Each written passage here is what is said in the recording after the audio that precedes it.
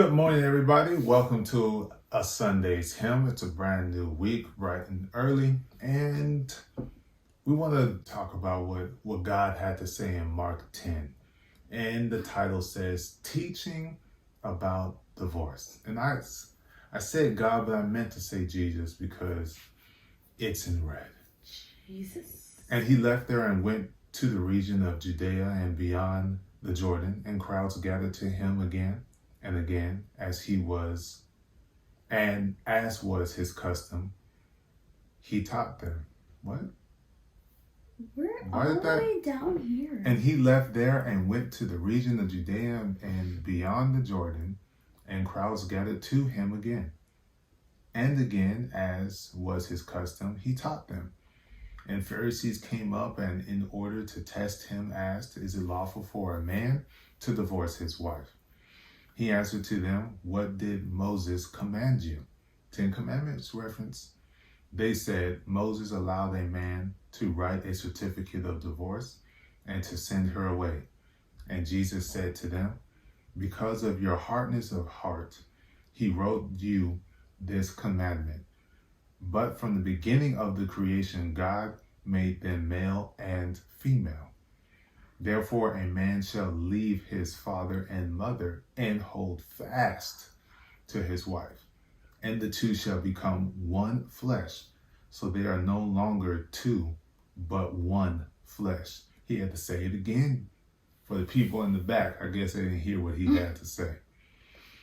What, therefore, God has joined together, let no man separate. That's where we want to put our emphasis. What, therefore, God has joined together, let no man separate. And I think man is metaphorical and literal and figurative all at the same time. Don't let no man literally come in between you and your wife, as in you're doing all the things necessary for her to find attachment to another man because you're just being trash. But don't let anything outside of your marriage influence what you guys have and allow you guys to part ways, because you made that covenant, that commitment that you guys would come together and be one flesh. Not going to be easy because it is a blending of thoughts and ideologies and ways of thinking, and I said the same thing twice. So you understand the emphasis I'm trying to put on it. So don't let any man separate that. It's God's commandment. So if in times of weakness or you guys are not on the same page and not connecting, you can go to him and he's going to honor your call because you have shown through your action that you need the assistance to remain one flesh. Yes. So, God put you guys together for a reason. And seeing as how he makes no mistakes and knows everything, I would think that it would be foolish to allow the outside things, whatever they are, people or just things, to separate you. Because you do have to allow it. I mean, things can get pretty rough and can be difficult to talk through and walk through and get through, but you can get through it, especially if you have God. So you don't allow the outside to come on the inside and separate. Yeah. A good thing. Yeah. Like I said last week, God is undefeated. Y'all got to understand. God is undefeated.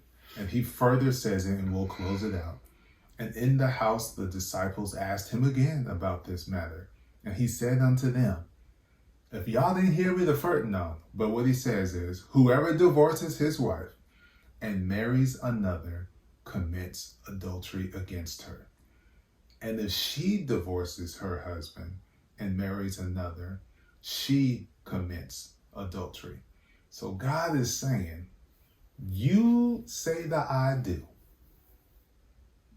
you are done.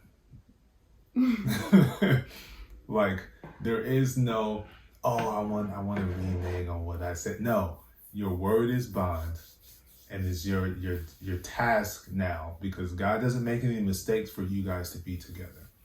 If you honestly believe that and you're consistently putting the effort and the work in, there will be no separating, because God is serious about man and woman coming together and becoming one flesh. Mm-hmm. Which is why the pre-marriage counseling is such a great thing to do, even though I didn't want to do it. Which is why having a camaraderie of friends around you to give you even more in-depth insight from their point of view of what marriage is. So that way you can have your own creation of what marriage would be like for you, because what they have, you can't have, because you're a different person. The person you're with is a different person, but you have some insight on it. But the coming together is serious to God, and it's serious to each and every individual who has chosen to walk down that aisle and say yes. Because if it wasn't, it wouldn't be all the tears and the happiness and the joy and the honeymoon phase and all of those things. There were things that you did that got you guys to that point. So now you just grow from that point. So thank you guys for joining us for a Sunday's Hymn. We'll see you guys next week. See ya. Much love.